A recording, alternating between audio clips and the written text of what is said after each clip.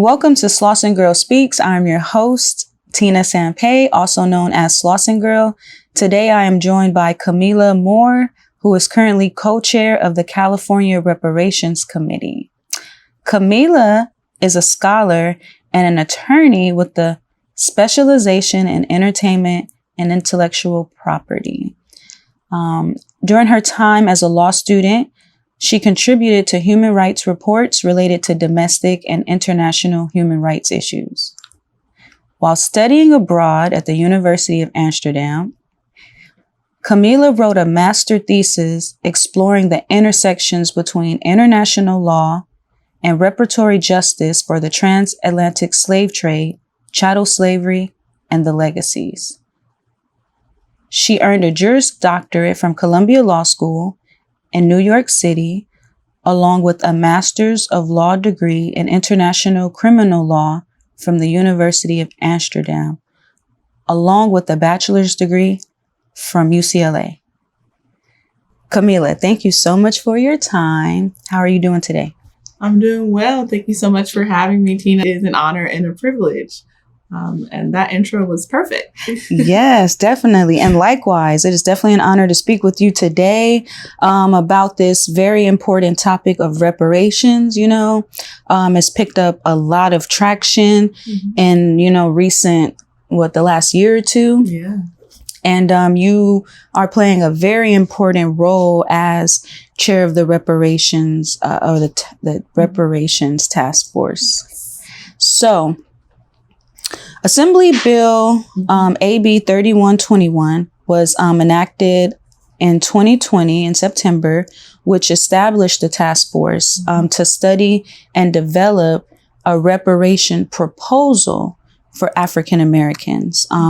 And within that, AB 3121 mandated the California Department of Justice to provide you guys resources, administrative, technical, and legal assistance, within your guys' duty with the task force.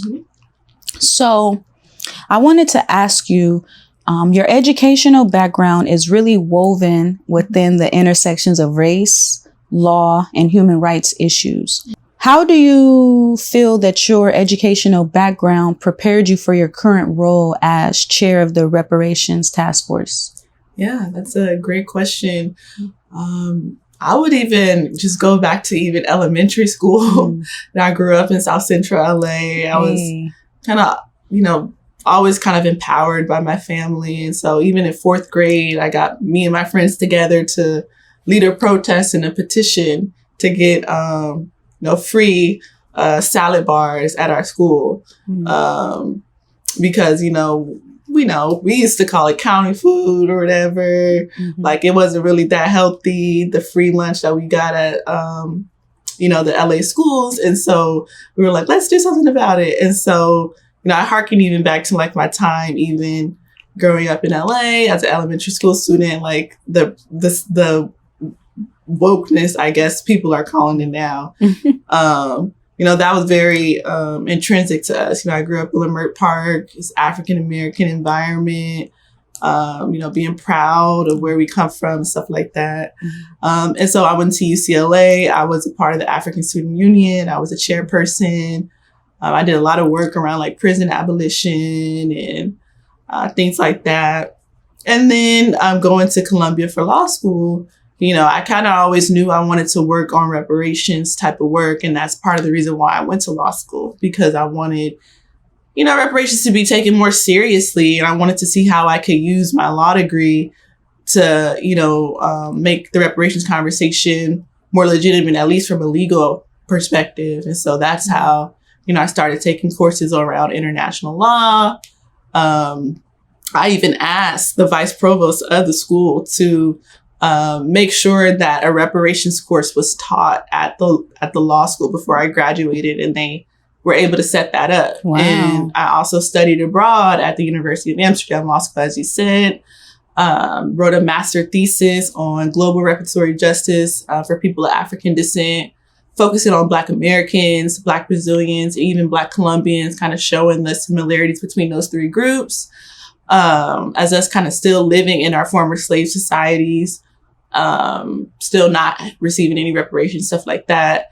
And so I have a Master of Laws in International Criminal Law, and I pretty much leveraged that educational background, particularly the international criminal law experience, to apply to the task force. I had graduated law school 2019. Governor Newsom signed the legislation into law that created the task force in September 30th, 2020. Now, any member of the California public could apply. And so kind of the rest was history. I applied and I was appointed by the Speaker of the California State Assembly, Anthony Rendon. Mm-hmm. Well, congratulations. Like that is just major accomplishment. So I definitely want to, tip my hat to you. As a Black woman striving for higher education. I think that's amazing. That's a lot to unpack. One thing that I did want to touch on, is you studying abroad, at the University of Amsterdam, right? Yes. So for me, I was pretty traumatized by my undergrad experience. I was just like, I'm cool for right now on pursuing any other degrees. But within that, I went to college, from South Central to a small, predominantly white town, right? Wow. So, as a first generation college student at that. So the culture shock was something that I was definitely not prepared for at all, right? And so having to navigate that as a Black woman, in a space where, you're one of few Black faces and then you're in another country. Yeah. How was that change for you? That's a good question. And I've reflected on it a bit, but I had similar experiences or similar feelings. Like that was my first time ever studying abroad. I didn't study abroad in undergrad. I took a couple of years off between undergrad and law school because I also kind of had my own kind of experiences that I was trying to unpack and heal from in undergrad. So I understand that as well. But yeah, while I was there at Amsterdam, like it's completely, majority, white. The law school itself also was majority, white, international, European. So, some ways it was a bit ostracizing, especially when, in my cohort, I'm the only one who is saying I want to, write a thesis about reparations, So, what were some of the other thesis ideas could you recall during your time? Just very, very academic, ivory tower, kind of theoretical type of theses that really would have no real impact in the real world. Right. Yeah. Okay, so prior to your role as chair of the task force, what type of work were you involved in? I was working as commercial litigator and then transitioned over to entertainment law, so entertainment transactions. Okay.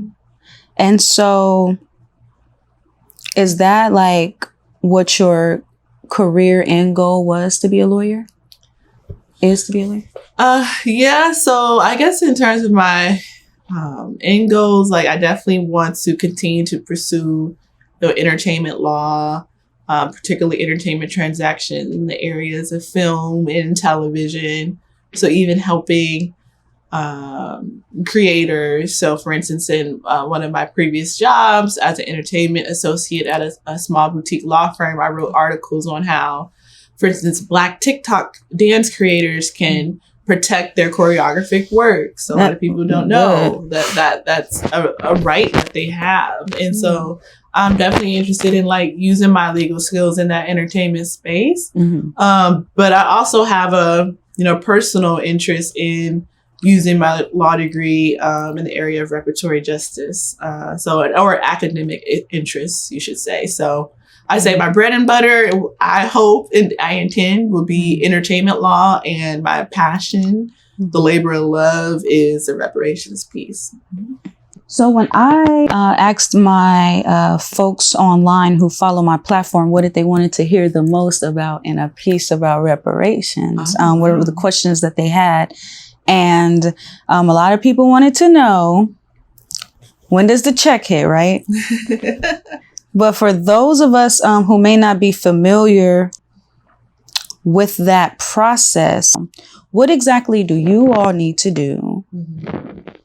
What needs to happen after that, in Congress or what have you, before we even reach the point of cash disbursement? Oh, that's a great question. So the task force, we've been working for close to 2 years. We are a 2-year legislative advisory body. So we started our work June 2021 and we end our work June 30th, July 1 of 2023. So in a couple of months. And so over this past year and a half or so, we've been studying the atrocities against the African American, Black American, descendant of slave community, starting with the slave trade to the institution of slavery, and the badges and incidents of slavery that still linger on and negatively impact our community. And that study phase was memorialized in this nearly 500-page, 13-chapter interim report that the task force released June of 2022, so just this past year. And again, that report demonstrates all the different atrocities against the African American community, from racial terror to political disenfranchisement, the unjust legal system, the wealth gap, racism in the environment and infrastructure, separate and unequal education, the mental and physical harm and neglect, and so on and so on. And again, those are what we are calling the badges and incidents of slavery, that justify in part the reason for why reparations is owed, not only in the state of California for descendants of slaves, but federally as well.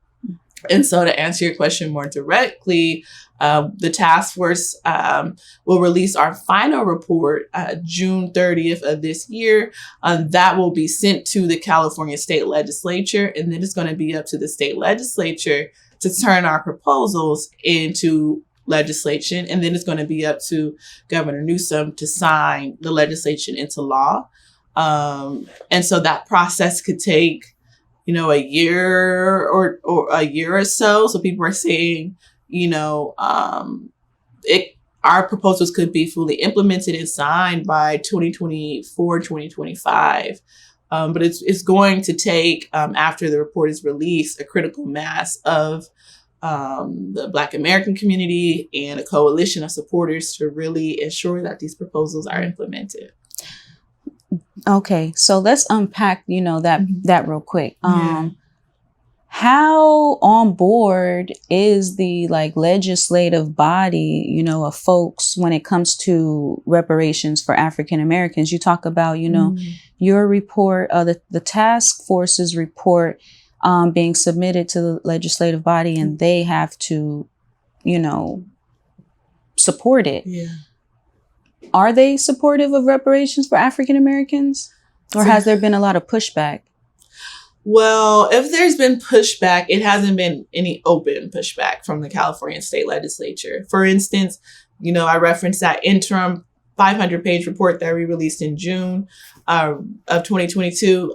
3 weeks after we released that report, we were invited to the California state legislature, and we received the 9-member task force. We received standing ovations from both the California State Assembly chambers and the Senate chambers as an act of good faith, a celebration that we had been working for a year to create this study. It was there, and just this past week actually confirmed that all of the legislators have a hard copy of that interim report. So again, I haven't seen any open pushback, and I'm hoping that stays the case, and that as this final report is released, we see more California state legislators vocally supporting what we're doing and pledging to act on it. Okay. Online, when non-Black people leave their comments about reparations, a lot of people feel that they're going to be paying for reparations themselves to Black people, as American citizens. Where is this pot of money supposed to come from to pay Black people reparations? That's a good question. And some people may not like my answer. I've thought about it. But, in terms of the task force, just to be clear, and we discussed this, I specifically asked the state of California DOJ to clarify this for the public at our last hearing. And that is, the task force, our responsibility is to come up with, recommendations for reparations, which definitely includes cash payments. Our responsibility is to come up with the methodology. So we've hired 5 economists, public policy experts, for example, to help us come up with the methodology to recommend cash payments for several different state-sanctioned atrocities. But it's not necessarily our job as a legislative advisory body to figure out or ascertain where the funding will come from. That is up to the legislature in exercise of their political will and acumen. And so, once that final report is out with the methodologies around cash payments, it's going to be up to the citizens, the Black community, to hold their legislators accountable to that methodology. And then they have the responsibility to identify the funding sources as legislators. So basically, Black people need to make sure that we are politically mobilizing, and which we have been, but continue to politically mobilize around the issues of reparations if you want to see them cash payments, the check hit, basically. Exactly. Okay, that's good information. So let's talk a little bit about the report. Okay. What are some of the recommendations you guys, the task force are proposing in terms of reparations for African Americans in California? Yes. So some of the recommendations include in the areas of education, free college tuition for descendants of slaves at state colleges and universities. The creation of a Black American K through 12 curriculum. So that's in the area of education. There's going to be final recommendations that correspond to each of the 13 chapters in the report. So again, there's education centered recommendations. There's recommendations around the wealth gap. There's recommendations around health, mental and physical health. I believe one of them is the creation of Black wellness centers. There are recommendations in the areas of housing, like free housing grants for descendants of slaves, or certain types of housing subsidies for for descendants of slaves who live in formerly redlined areas. There is a contingent of African Americans who are descendants of people who were actually enslaved in California. A lot of people don't know that there was slavery in California, and we discussed that in our interim report in chapter 1. But there are descendants of those slaves who have showed up to the task force hearings, who have shared their stories. And so one of the recommendations is even, compensation for those direct descendants of those who were actually enslaved in California. But then there's other, more symbolic recommendations, like a formal apology on behalf of the state of California, not only for its role in slavery, but its role in, anti-Black exclusion type laws, for discrimination against the African American community in various different segments and sectors of society. So it's going to be very, very comprehensive. The draft of the consolidated proposals you can find on the task force website, oag.ca.gov/AB3121. And you'll see that it's over 105 pages long. So there are going to be several recommendations, from cash to recommendations related to rehabilitation, restitution, satisfaction, and guarantees of non-repetition. And those are the 5 forms of reparations under international law. And under international law, you cannot call a reparations program reparations unless it includes all 5 of those forms. Oh, wow. That's definitely very comprehensive. And I'm glad to hear that, because, a lot of Black people themselves say, reparations for Black people should go beyond just cash payments, some you'd be like, we should be pushing for some land. Is that anywhere in there? Like discussions of land, being given back to Black people? Yes, that's definitely in there. Well, there's definitely in terms of recommendations for cash payments for unjust property taking. So there's a lot of African Americans who have come and shared their stories about how their land from the late 1800s to now have been unjustly taken by the state via, a disproportionate use of eminent domain. And so we're working with the economists and the public policy experts to identify what does compensation look like for that. But then also you just brought up a really good point. And, these recommendations are a work in progress. They're not final yet. And that is one of the things that I want to be more intentional about is the land piece. So there are, people who have given public comment around that. There's an entity called the 40-Acre Conservation League that has even worked with the state to secure land.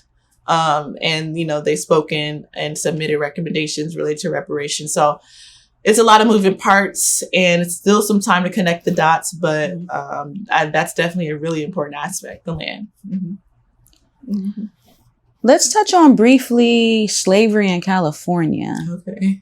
Because, a story that, all Black Angelenos and just Los Angeles folks in general should know concerning, the experience of Black people in LA is the story of Biddy Mason, who was brought here with her owner and children as a slave to Los Angeles, right?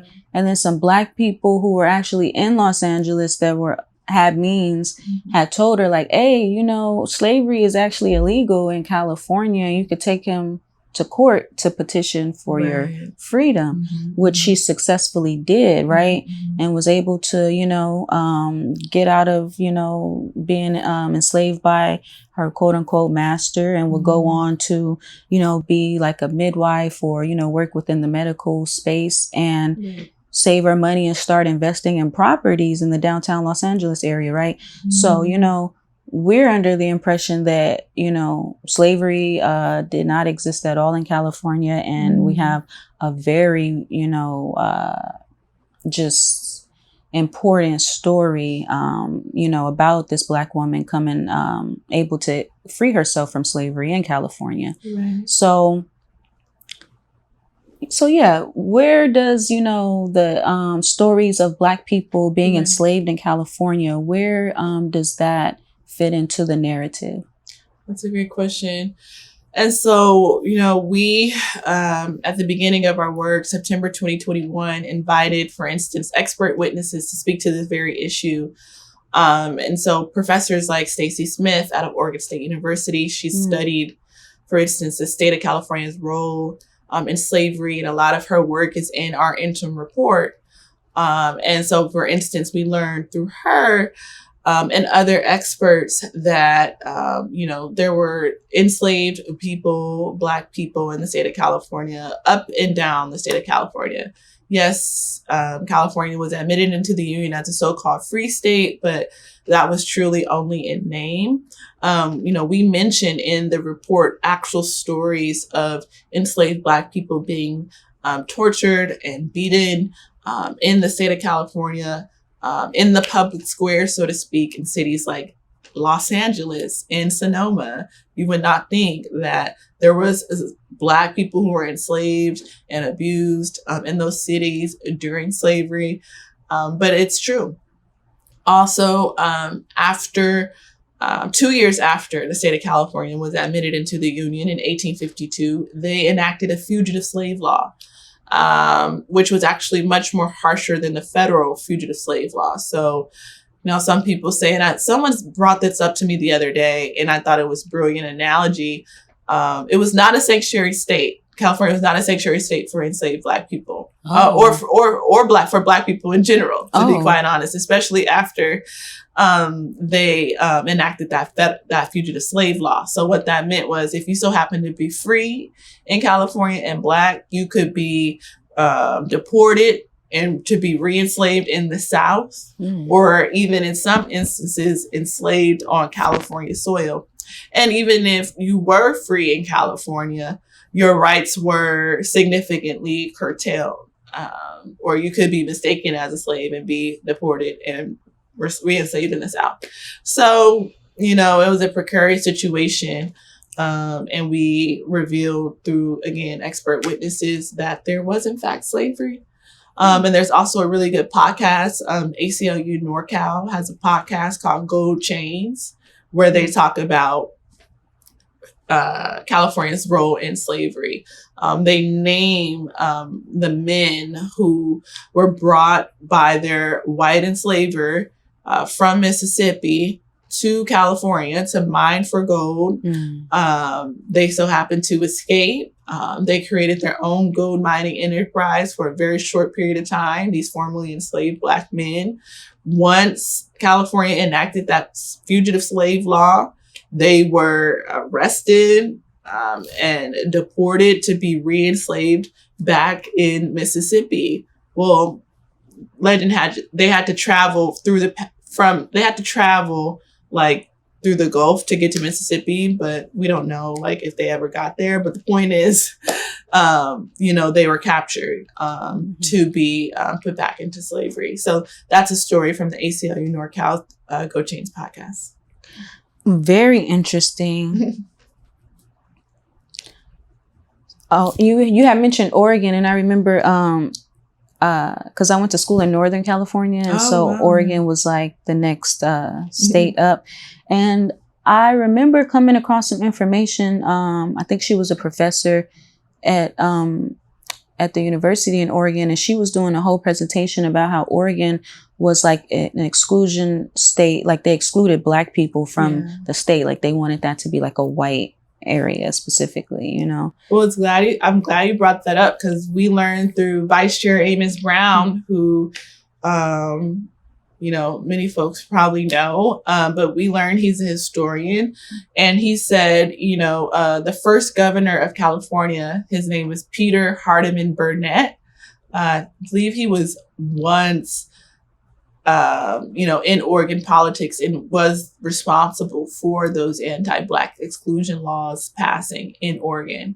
And so then he became the governor of California, the first governor of California, and also wanted to replicate those same types of anti-Black exclusion laws in the state of California. Oh, wow. That's really interesting. Mm-hmm. And I could definitely see that for sure. So let's talk about how, cities and states themselves are taking up the issues of reparations at a more local level, as opposed to like, just, I guess, the federal government in general kind of coming up with overall, like, plan for reparations for Black people in the U.S. So why did the state of California and Governor Newsom become involved in the conversation about reparations, and why do you think that was? That's a good question. How people have different I think there were several different factors. I definitely would cite, Secretary of State Shirley Weber, when she was in the State Assembly, she championed this legislation. It was the idea of reparations legislation was brought to her by her legislative intern, Maureen Simmons, who actually, to be quite honest, came into the knowledge about reparations through watching the YouTube videos of Antonio Moore. Oh, wow. Okay, shouts out to them. Yeah. And so, brought that idea to the assembly member, and, other grassroots organizers got involved as well.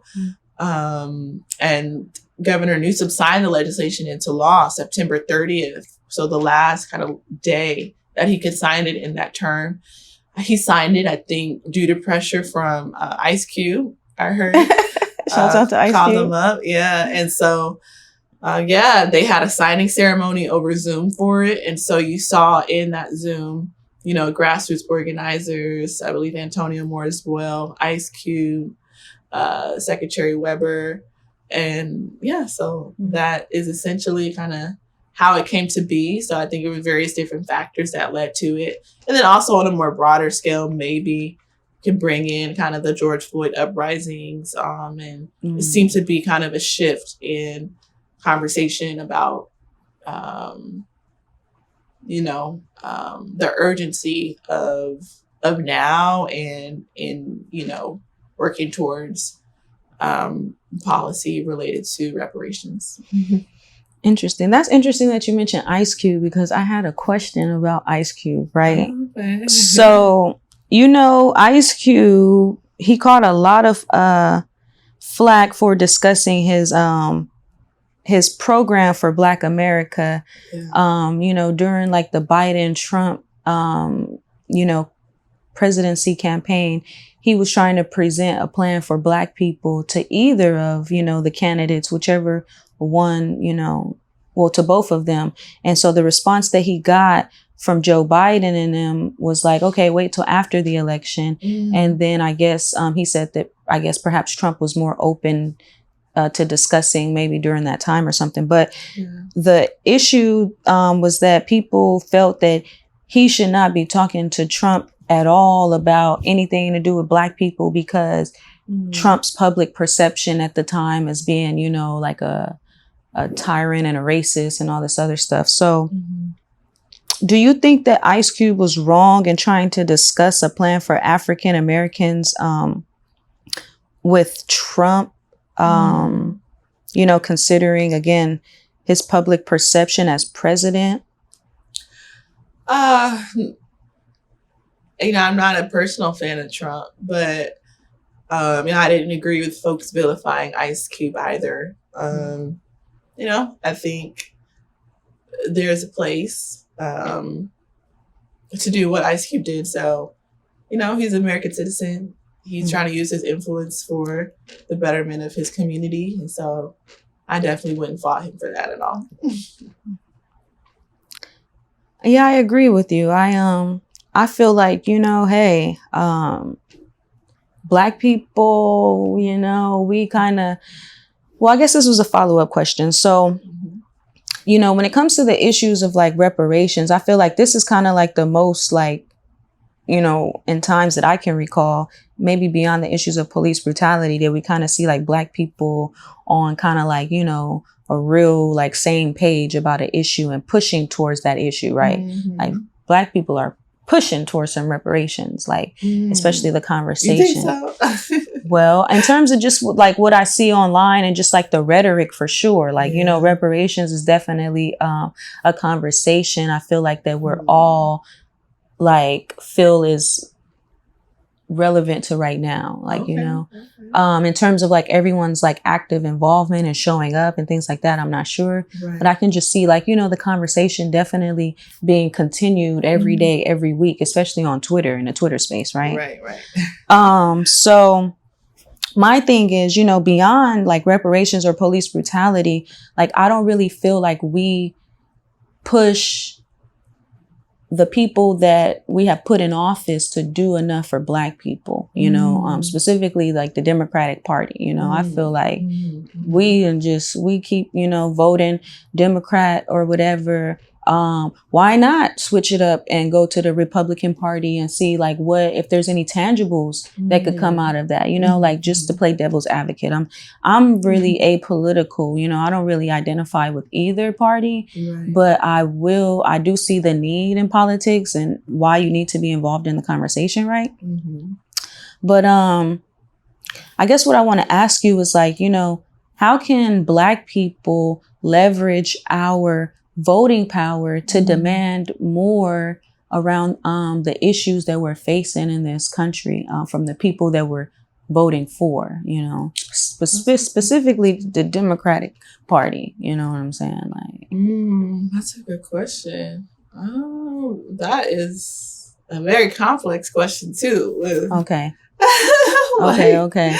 Well, do you think that Black people should be demanding more for our votes? Like, do you think that we've gotten enough out of the people that we're voting for, considering our conditions in this country, Oh, yeah. Well, definitely not.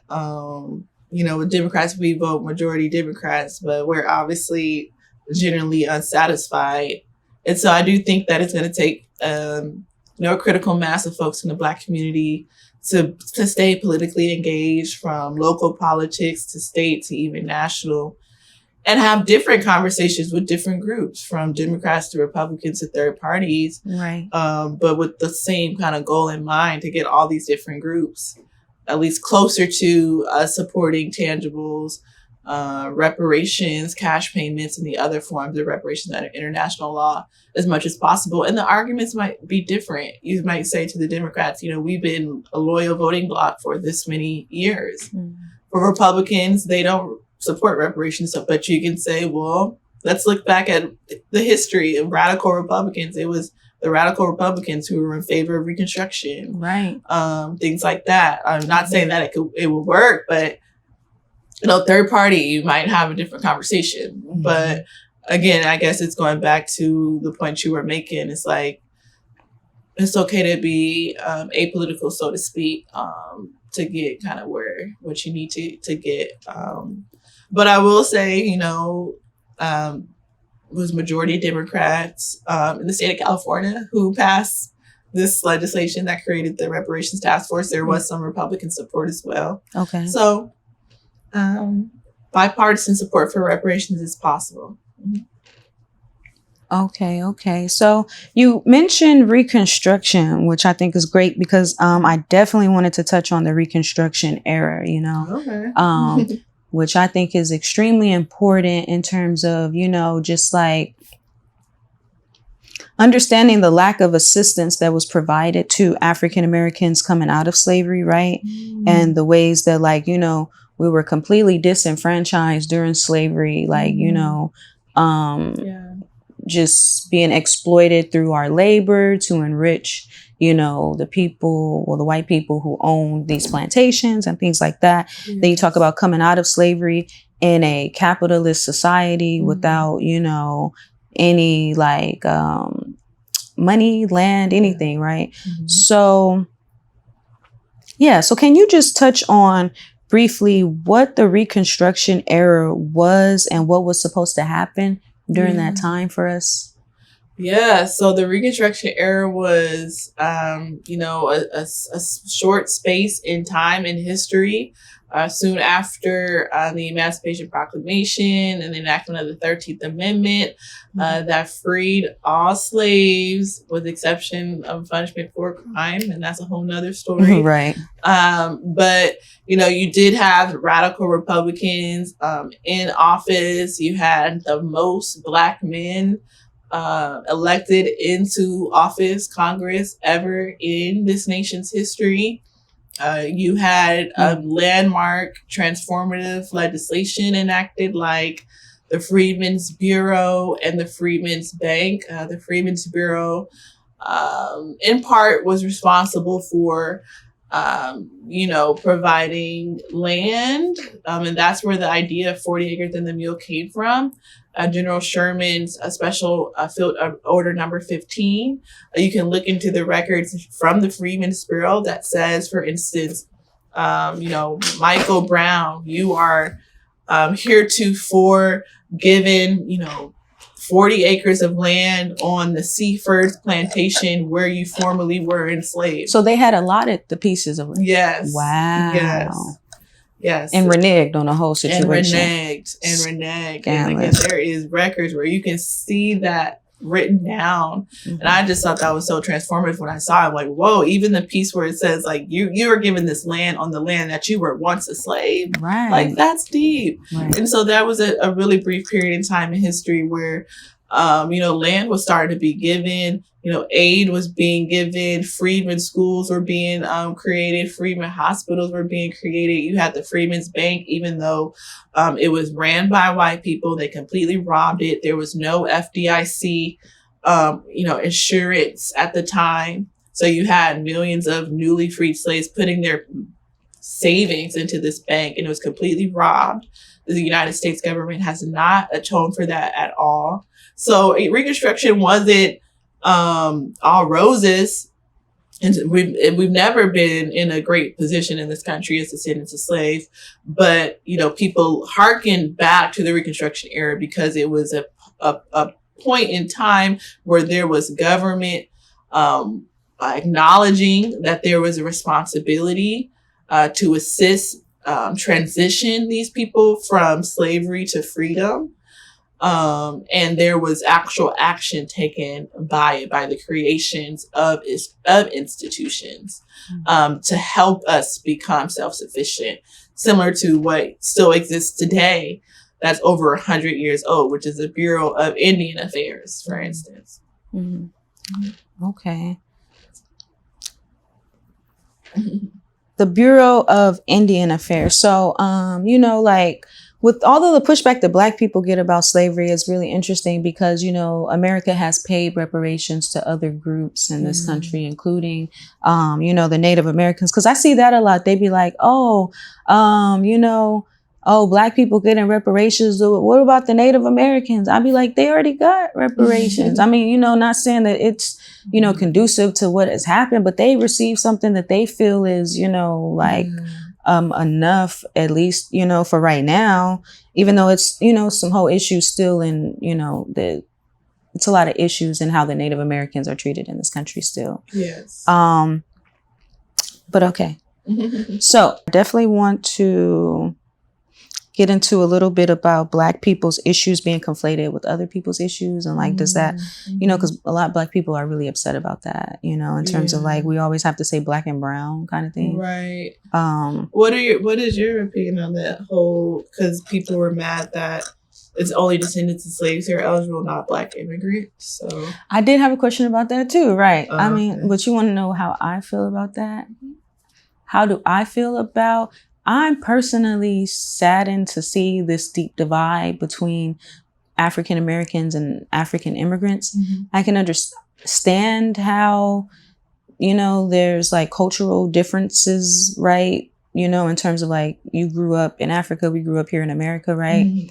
But I'm not understanding why a lot of Black people, and I'm saying Black loosely, African immigrants and African Americans, everybody, across the diaspora, right? Why we don't see ourselves as distant relatives or distant cousins, right? I'm just and so I know, Black people growing up, would tease African immigrants. So, okay, that's an issue there.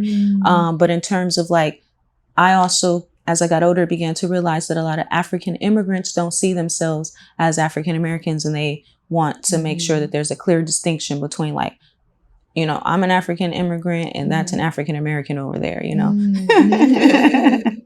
And it has a lot to do with, of course, America's stereotypes, the stereotypes, right, of Black people, which is so deep. So I'm personally saddened, and I feel like Black people, African Americans specifically in America, catch a lot of hell because we don't really have a country to attach ourselves to, right? So you talk about the Asians able to get this Asian hate crime bill, and I think a lot of it has to do with they have a country that they're attached to that America has interest in the relationship, that's how I feel. And so, I mean, I know that's a lot, but overall, I'm saddened.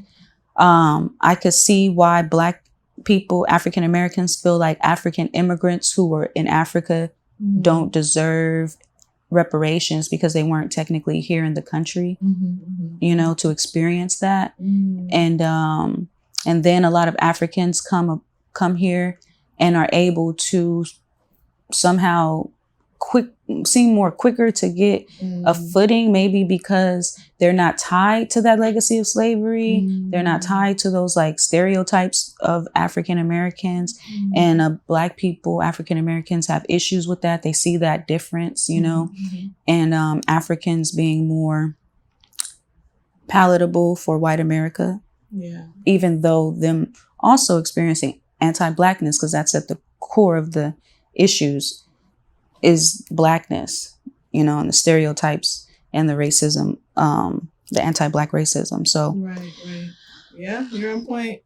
So I can understand all of that, but I do think that, I think Pan-Africanism does play an important role in where Black people, in terms of political ideology, I don't think African Americans have a standing if we don't include ourselves in a Pan-African situation, you know, to unite with African people beyond like America, Right. you know. So that's just my perspective on that.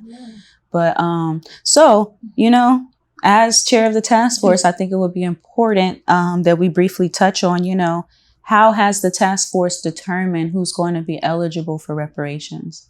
Yeah, so in March of 2022, the task force decided via a 5-4 decision. So it was a very, contested debate that lasted over 10 months, to be honest, 10 around months. who should be eligible. Should it be based on race? So all Black Californians, there's 2.5 million Black Californians. I think about 300,000 or so of immigrant origin. And so via a 5-4 decision, we decided to affirm lineage. So that's what we were calling it at the time, lineage-based reparations rather than race-based reparations. So, of the 2.5, about 2.2, 2.3 million Black people will be eligible in the state of California. So the vast majority of Black people will be eligible in the state of California because the vast majority of Black folks in the state of California are descendants of slaves. So if you're a descendant of slaves, essentially you will be eligible via the decision that we made. Okay. And so how will Black people begin to trace their lineage, with all of the records kind of being like destroyed or not kept, even though we do have like ancestry and things like that, like, are there going to be like additional tools maybe provided to help Black people trace their lineage? Well, one of the recommendations is to create a new state agency. So I liken to, the Bureau of Indian Affairs or the Office of Immigrant Affairs. It would be, a new state agency that's for descendants of slaves to provide direct services, reparatory justice services, wraparound services where they don't exist to descendants of slaves.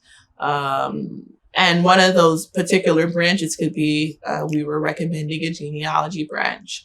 We enlisted 6 different expert genealogists to, before we made the decision around eligibility, we invited them to speak. One of them being the lead genealogist at the National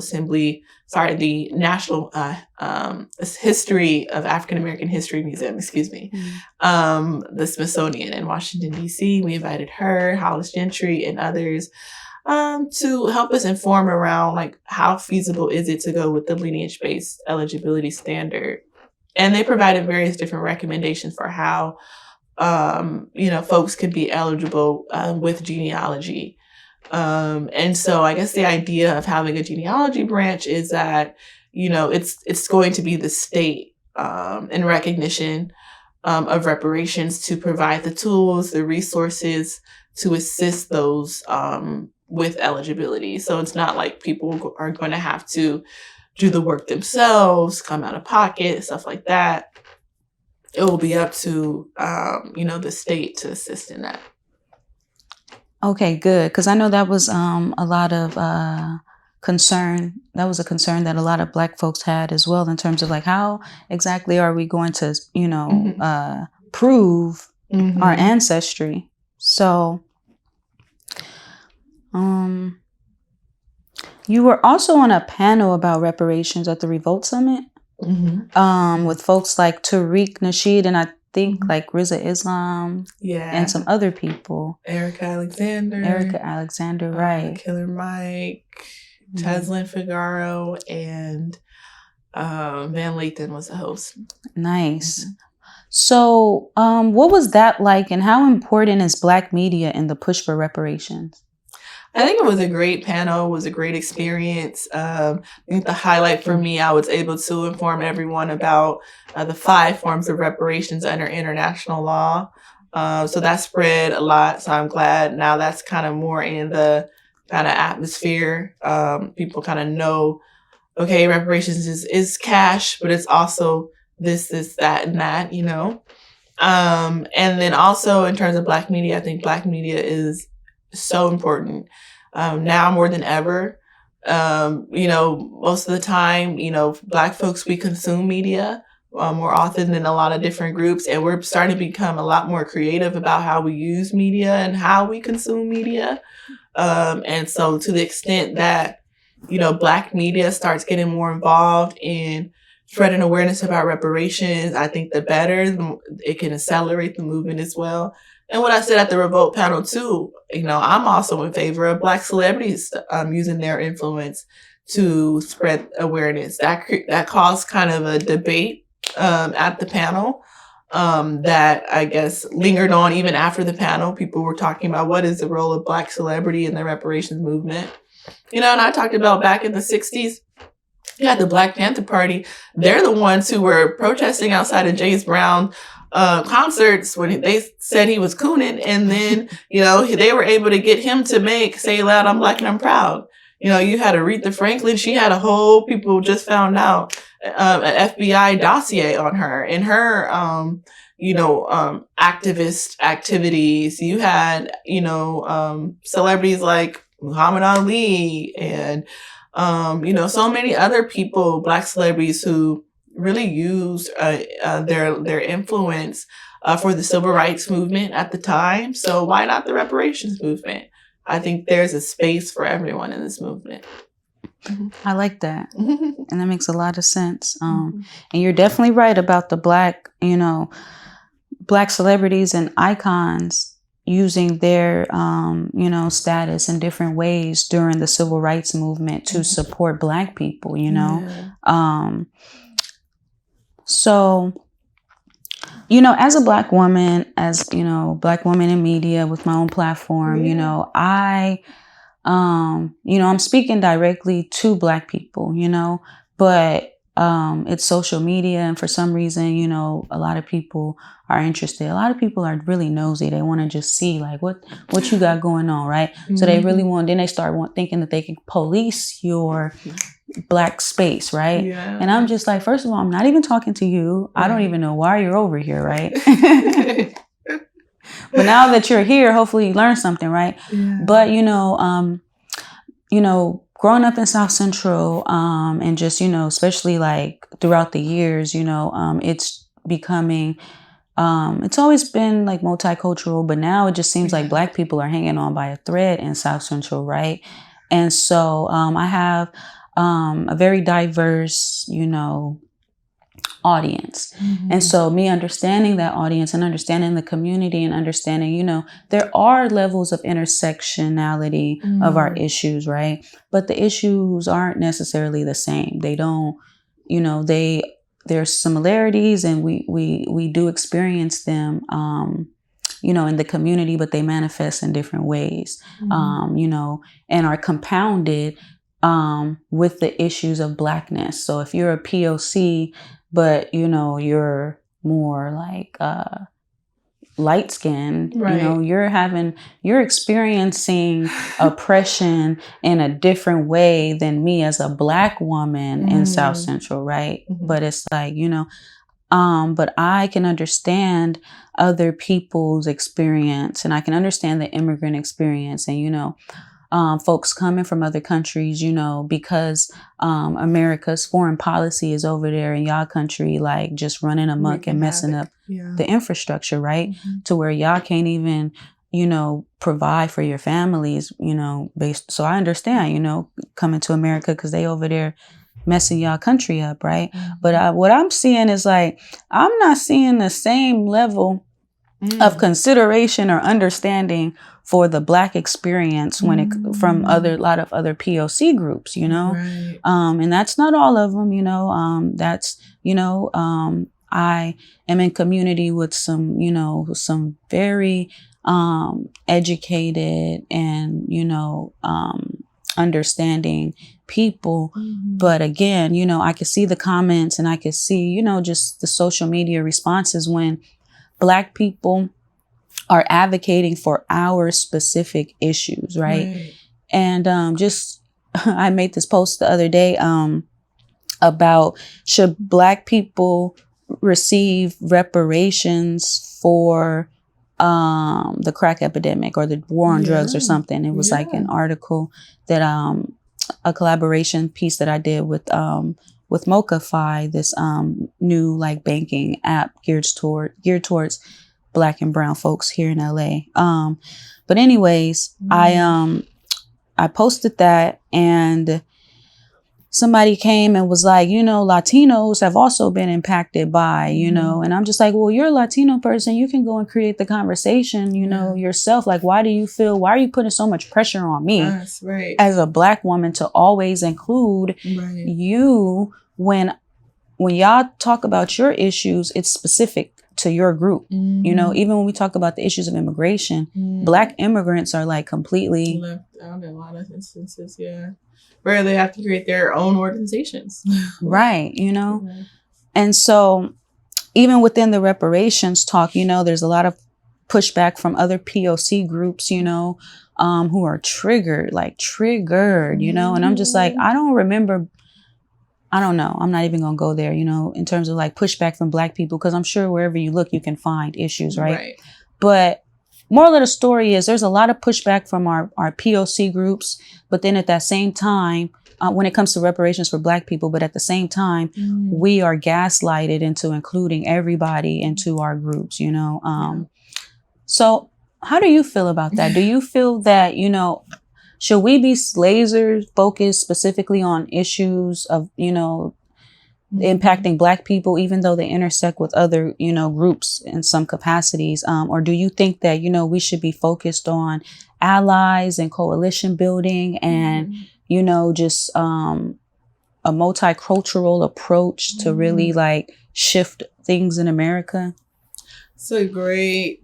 No, that was a lie, right? It was great, though. It was really great. I'd say I think there's several different things that could happen at once. Well, I liken to, you can have several different priorities, that certain priorities are going to be higher than others. Okay. So, me personally speaking, my priority is, specifically fighting for reparations for descendants of slaves. And then, there's coalition building that can happen within that. Right. But then also, I'm also in favor as well as, being in coalition for others and the issues that they're working on as well.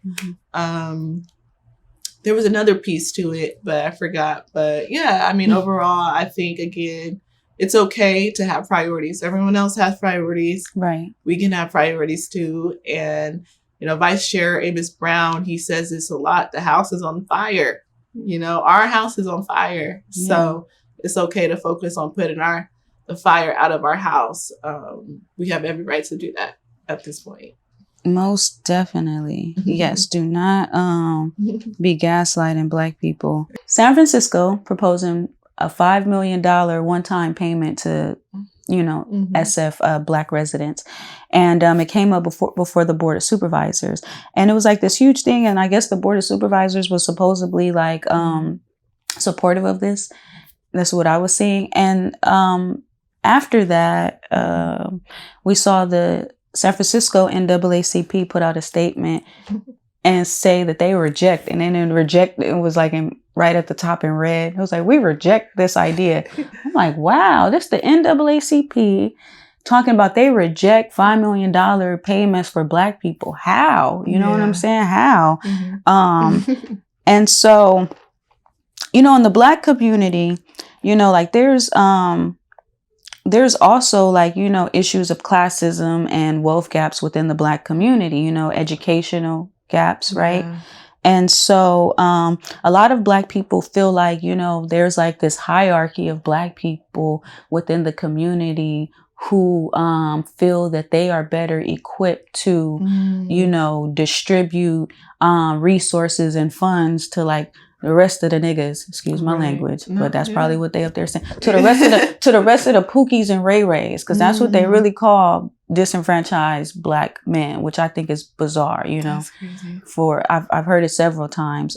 Black people in politics refer to them in the hood as Pookie and Ray Rays. I'm like, that's some real messed up shit. President Obama did that once, said that once. Oh yeah, go call Pookie and Ray Ray. Right. I was like, so that's that kind of rhetoric I'm talking about. Like for them to even be calling other Black people Pookie and Ray Ray, there's this like, we feel like we're above, you know, you niggas over here, right? And so when the NAACP in San Francisco released that statement, that's what came to mind. And I seen like a lot of folks were also saying like, you know, because they were like, basically, you know, y'all should steer those resources to these specific areas of focus. Yeah. And I think it also mentioned maybe putting some of the funds into a center that one of the people, I think maybe he's on the board of supervisors or he's in the NAACP, Black guy, right? Bizarre. So I guess what I want to ask you is like, do you see issues of like classism and, you know, in the Black community in the work that you do? I think that's true. I think there's definitely a conversation around classism. And that's like the subtext when that press release was sent from the San Francisco NAACP. Like, you can't blame anyone for, you know, feeling that way. Because that's definitely the vibe it came off. Like you said, it was all red letters rejecting $5 million for Blacks. How, Sway? How? And then like the substance of the letter was like, you know, we should support these programmatic areas. And so, you know, again, under international law, which, you know, is my expertise, it's the victim group collectively that really decides and dictates what repair looks like to them. So I think that's why people have, you know, that's why I think that it like kind of blew up in the press, because it seemed like it's like this kind of top-down approach, like someone preaching to you, so to speak, in terms of like what reparations should look like to you. But at the same time, you know, I, Vice Chair Amos Brown, you know, working with him for close to 2 years now, with the state task force, he's consistently been in favor of cash payments. And so when I saw that press release, I was also taken aback, but I also wanted to ask more questions before I just went and vilified him and, you know, like I've seen others do. And so when I asked questions, his cell phone number was on both press releases, the first one and the second one, where he provided more clarity. So anyone could call him to get that clarification. You know, and he said this in the public, and he'll, you know, say it if you call him. He's consistently in favor of cash payments. That's been his track record on the state task force as well. But again, when you ask why did you say you reject that $5 million? He was essentially stating that the San Francisco Board of Supervisors, in his opinion, you know, had no real intention of actually making that a reality, a $5 million one-time lump sum payment. And so in his opinion, you know, he felt as if the San Francisco Board of Supervisors and the San Francisco committee member who proposed that $5 million was giving false hopes to Black people. Another point Dr. Brown mentioned was that they just threw the number out there. They didn't come up with the formula or rationale behind it. Not saying that you necessarily need it, but going back to the state task force, we're working with a team of 5 economists and public policy experts because we know this is a serious issue that deserves serious study. And we want to be prepared when the reparations obstructionists and detractors come. We want to have all our ducks in a row. And so that's kind of where I think Dr. Brown was coming from. But, you know, with social media, it turns into a witch hunt, so to speak. But he also has taken accountability that first press release was not well written in any way. Triggering. Yeah. Triggering. Okay, definitely. So you said the task force submits their final proposal in June? June 30th, July 1.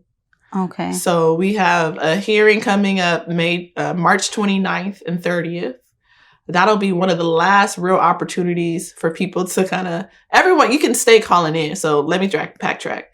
We have a hearing March 29th and 30th. We have a hearing on May 2nd. And then our last hearing will be June 30th. And so I say the March 29th and 30th hearing, that's going to be one of the last opportunities for people to call in or show up in person to really contribute to what's going to be in that final report. Because May 2nd, we're going to start voting on all the contents of the report so that the California DOJ can get to drafting. And then June 30th, the report will be done. We're going to be celebrating and we're going to be gaveling out, so to speak. So this March 29th and 30th is super, super important for folks to get engaged and participate in. Public comment is going to be 2 hours long. Usually they've been less than an hour, excuse me. And so we've extended the public comment because we really want to make sure that we hear from as many community members as possible. Okay. Mm-hmm. And last question before we close out, do you feel a sense of responsibility in your role to, make sure that, these reports are thorough and that you are clear and representing the plan for reparations? Yeah, I mean, definitely personal responsibility because, again, this is like a labor of love for me. I studied this even before studying it. I've been an organizer and an activist around issues related to reparations. And so, I do definitely feel like it's my personal responsibility to help the state get this right. But I think also just as a task force member as well, we're the first state in the nation, only state in the nation to go this far. And so the idea is that we most likely will be setting a precedent for what other states can do, but not only that, for what reparations could look like on the federal level as well. So, people say, so goes California, so goes the nation. And all eyes are watching us as well. So, I'm hoping that, we're able to satisfy the entire descendant community. And then it's going to be up to the descendant community after the task force sunsets July 1 to pretty much take us all the way to the finish line, which is making sure these proposals turn into actual legislation and then into law. And how can the Black community, keep on top of that and make sure that, we do see reparations in the end? Mm-hmm. So definitely, follow the task force, show up to the hearings. There are several different community organizations as well that are doing great work. One of them is an organization that the task force selected to help do listening session for the community. That's the Coalition for a Just and Equitable California. So I would just say stay tapped in to what the task force is doing, stay engaged, and start joining organizations that are supporting reparations. Okay. Any closing thoughts? Any last thoughts? Thank you for the opportunity. Great questions, and happy to do this anytime.